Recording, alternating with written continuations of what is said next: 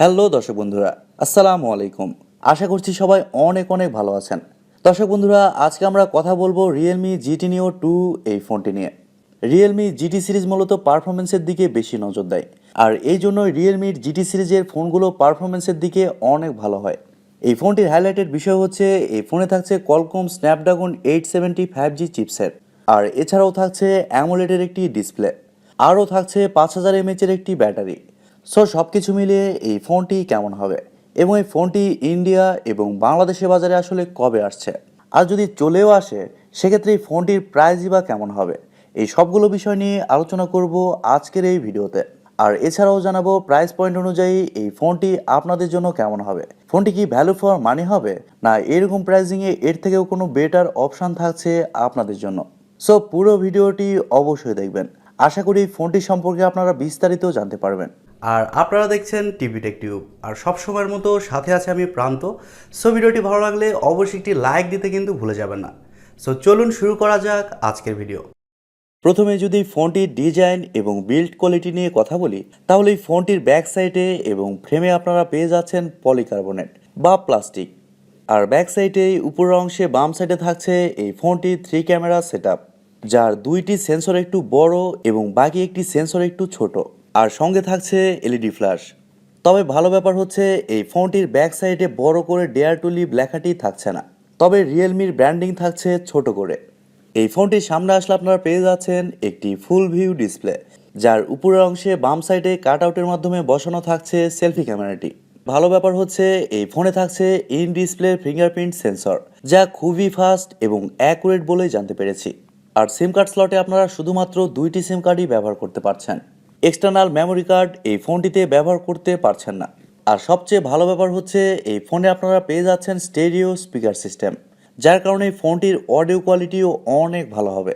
এই ফোনটির থিকনেস করা হয়েছে 9 মিলিমিটার, আর ওজন করা হয়েছে 199 গ্রাম।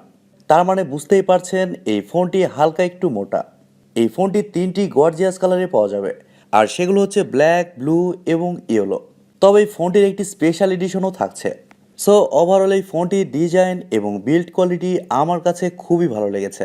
আপনাদের কাছে এই ফোনটির ডিজাইনটি কেমন লেগেছে কমেন্ট করে অবশ্যই জানাবেন। আর আপনি যদি আমাদের চ্যানেলে নতুন হয়ে থাকেন তাহলে অবশ্যই আমাদের চ্যানেলটি সাবস্ক্রাইব করবেন। এবারে যদি ফোনটির ডিসপ্লে নিয়ে কথা বলি, তাহলে এই ফোনে থাকছে 6.62 ইঞ্চির একটি অ্যামোলেড প্যানেল, আর এটি হচ্ছে একটি ফুল এইচডি প্লাসের ডিসপ্লে, যার রেজুলেশন হচ্ছে 1080x2400 পিক্সেল। এই ডিসপ্লেতে আরও থাকছে 120 হার্টসের রিফ্রেশ রেট, আর সবচেয়ে ভালো ব্যাপার হচ্ছে এই ডিসপ্লেতে থাকছে 600 হার্টসের টাচ স্যাম্পলিং রেট, যার কারণে ফোনটির টাচ রেসপন্স হবে খুবই ভালো। এই ডিসপ্লেতে আপনারা আরও পাচ্ছেন 1300 নিটস পিক ব্রাইটনেস, এছাড়াও থাকছে 398 পিপিআই ডেন্সিটি। এই ডিসপ্লেতে আপনারা HDR10 প্লাসের সাপোর্টও পেয়ে যাচ্ছেন, আর ফোনটির স্ক্রিন টু বডি রেশিও হচ্ছে 85.7%। তার মানে বুঝতেই পারছেন এই ডিসপ্লের কোয়ালিটি হবে খুবই ভালো। ডিসপ্লেতে যে কোনো কন্টেন্ট প্লে করলে শার্পনেসের ঘাটতি একদমই হবে না। আর এছাড়াও এই ফোনটি যখন আপনি সানলাইটে ব্যবহার করবেন তখনও কিন্তু এই ডিসপ্লেতে ব্রাইটনেসের ঘাটতি হবে না। আর অ্যামোলেড বা সুপার অ্যামোলেড ডিসপ্লে সম্পর্কে কিন্তু আপনারা অনেকেই জানেন। এবারে কথা বলা যাক এই ফোনটির সফটওয়্যার এবং পারফরমেন্স নিয়ে। এই ফোনে থাকছে অ্যান্ড্রয়েড 11, যার ব্যাকএন্ডে থাকছে রিয়েলমি ইউআই 2.0। তবে রিয়েলমি তাদের রিয়েলমি ইউআই 3.0 অক্টোবর মাসে লঞ্চ করছে। আর ফোনটিতে চিপসেট হিসেবে থাকছে কোয়ালকম স্ন্যাপড্রাগন 875G, যা 7 নানোমিটার আর্কিটেকচারে তৈরি করা একটি অক্টা-কোর প্রসেসর। আর এছাড়াও জিপিইউ হিসেবে থাকছে অ্যাড্রিনো 650। দর্শক বন্ধুরা, কোয়ালকম স্ন্যাপড্রাগন 870 এই চিপসেটটা কিন্তু খুবই পাওয়ারফুল এবং এটি একটি 5G প্রসেসর, যার কারণে 5G অ্যাভেলেবল হলে এই ফোনটিতে বেটার কানেক্টিভিটি পেয়ে যাবেন। তবে রিয়েলমির জিটি সিরিজে একটি স্পেশাল অপশান আছে, সেটি হচ্ছে জিটি মোড। আর এই মোডটি যখন আপনি অ্যাক্টিভ করবেন তখন এই ফোনটির সর্বোচ্চ পারফরমেন্স আপনি পেয়ে যাবেন। মানে আপনি যখন গেমিং করবেন তখন গেমিংয়ে খুবই ভালো পারফরমেন্স পাবেন, আর যখন মাল্টিটাস্কিং বা অন্যান্য কাজ করবেন তখন ওই ফোনটি কিন্তু খুবই ভালো পারফর্ম করবে। এই ফোনটি গ্লোবালি 3টি ভেরিয়েন্টে লঞ্চ হয়েছে: 8GB র্যাম, 128GB রোম এবং 8GB র্যাম 256GB রোম। আর সবার শেষে থাকছে 12GB র্যাম 256GB রোম, যা স্টোরেজ টাইপ হিসেবে থাকছে UFS 3.1। তার মানে বুঝতেই পারছেন এই ফোনটির পারফরমেন্স কতটা ভালো হবে। এবারে যদি ফোনটির ক্যামেরা নিয়ে কথা বলি, তাহলে এই ফোনটির ব্যাক সাইডে থাকছে ট্রিপল ক্যামেরা সেটআপ, যার মেন সেন্সর হিসেবে থাকছে 64 মেগাপিক্সেলের একটি ওয়াইড সেন্সর এবং সেকেন্ডে থাকছে 8 মেগাপিক্সেলের একটি আলট্রা ওয়াইড সেন্সর, আর সবার শেষে থাকছে 2 মেগাপিক্সেলের একটি ম্যাক্রো সেন্সর। তবে এখানে আমার সমস্যা, এখানে 2 মেগাপিক্সেলের একটি সেন্সর না দিয়ে মিনিমাম একটি 5 মেগাপিক্সেলের সেন্সর দিলে কি বা হতো, আপনারাই বলুন। আর ব্যাক ক্যামেরা দিয়ে আপনারা সর্বোচ্চ 4K-তে 30 FPS-এ শ্যুট করতে পারছেন। আর ফোনটির সামনে আসলে আপনারা পেয়ে যাচ্ছেন 16 মেগাপিক্সেলের একটি ওয়াইড সেন্সর। সেলফি ক্যামেরার ফিচার হিসেবে থাকছে HDR এবং প্যানোরামা। আর সেলফি ক্যামেরা দিয়ে আপনারা সর্বোচ্চ 1080p-তে 30 FPS-এ শ্যুট করতে পারছেন। তবে সেলফিতে কোনো ধরনের 4K অপশান দেওয়া হয়নি। আর ফটো কোয়ালিটির কথা বলতে গেলে Realme GT Neo2 এই ফোনটির ফটো কোয়ালিটিও ভালো হবে। এবার আমাদের আসলে দেখতে হবে যে Realme এই ফোনটির ফটো কোয়ালিটি কতটা ভালো করতে পারে। ফোনটিতে আরও থাকছে ওয়াইফাই, ব্লুটুথ, জিপিএস, এনএফসির মতো আরও অনেক ফিচার।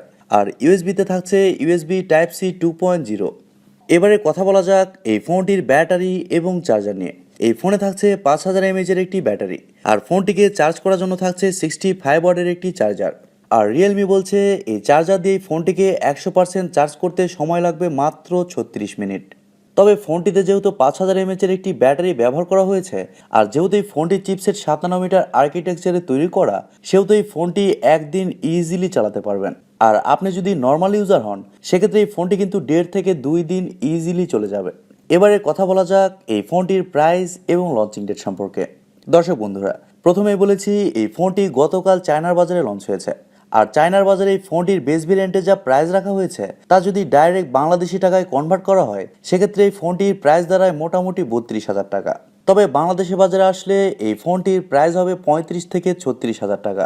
আর ইন্ডিয়ান মার্কেটে এই ফোনটি 27 থেকে 28,000 রুপির মধ্যেই পাওয়া যাবে। ইন্ডিয়ান মার্কেটে এই ফোনটি অক্টোবরের শুরুর দিকে আসতে পারে। ইন্ডিয়ার রিয়েলমির সিও মাদাব শেঠ অলরেডি এই ফোনটি নিয়ে কিন্তু টুইট করছেন। সো এই ফোনটি ইন্ডিয়ার বাজারে খুবই তাড়াতাড়ি লঞ্চ হবে। আর বাংলাদেশের বাজারেও এই ফোনটি নভেম্বরের শুরুর দিকে আসতে পারে। তবে প্রাইসের ব্যাপারটা কিছুটা কম বেশি হতে পারে। এবারে কথা বলা যাক সব মিলিয়ে এই ফোনটি আপনাদের জন্য কেমন হবে। দর্শক বন্ধুরা, প্রথমত এই ফোনটি OnePlus Nord 2 এই ফোনটিকে বিট করবে। আর ফোনটিতে আমরা কিন্তু ভালো মানের স্পেসিফিকেশন পেয়ে যাচ্ছে। চিপসেটে থাকছে Qualcomm Snapdragon 870, আর এটি একটি খুবই ভালো চিপসেট। আর এছাড়াও ডিসপ্লে হিসেবে থাকছে AMOLED-এর একটি ডিসপ্লে। সো সব কিছু মিলিয়ে আমার মনে হয় এই ফোনটির জন্য আপনারা অবশ্যই ওয়েট করতে পারেন। সো দর্শক বন্ধুরা, এই ছিল আজকের ভিডিওটি আপনাদের কাছে কেমন লেগেছে কমেন্ট করে অবশ্যই জানাবেন। আর ভিডিওটি যদি সত্যিই ভালো লেগে থাকে তাহলে টিপিটেক টিউব চ্যানেলটি সাবস্ক্রাইব করবেন, ভিডিওতে একটি লাইক দিবেন, আর সবসময় আমাদের পরিবারের একজন হয়ে থাকবেন, কারণ আপনাদের সাপোর্ট এবং ভালোবাসা সবসময় প্রয়োজন। সো সবাই অনেক অনেক ভালো থাকবেন এবং নিরাপদে থাকবেন। আজকের মতো এ পর্যন্তই, দেখা হবে পরবর্তী ভিডিওতে। খোদা হাফেজ।